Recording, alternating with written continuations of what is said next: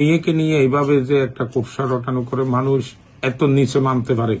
আমি আগেও অনেকবার বলেছি, আমাদের যে উকিয়া পারিবারিক একটা গ্রুপ আছে, পারিবারিক দল, তাদের তারা সুকৌশলে একটা বিয়াদব প্রজনন ও গুজব প্রজনন কেন্দ্র সৃষ্টি করেছে।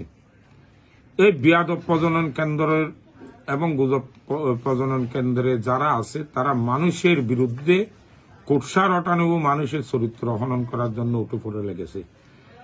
জিনিয়া একটা খুব ছোট্ট মেয়ে, আমার মেয়ে বিয়ে দিয়েছে, আমার দুইটা নাতিও আছে।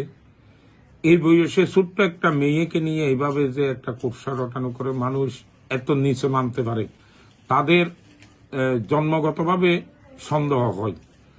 এটা কিন্তু অত্যন্ত দুঃখজনক। যিনি আমার মেয়ের মতো নির্বাচনের স্বার্থে যিনি আমার কাছে আসছে, আমি একজন চেয়ারম্যান হিসাবে, সে একটা দল করে এনসিপিতে আছে, সে ওই সুবাদ আমার কাছে আছে, সেইটা নিয়ে যে মানুষ কুৎসা রটানো করতেছে, এটা অত্যন্ত দুঃখজনক। এটার জন্য আমি তীব্র নিন্দা জানাই এবং যারা এই ধরনের কুৎসা রটাচ্ছে তাদেরকে মহান আল্লাহ রব্বুল আলমিন হেদায়েত করুক।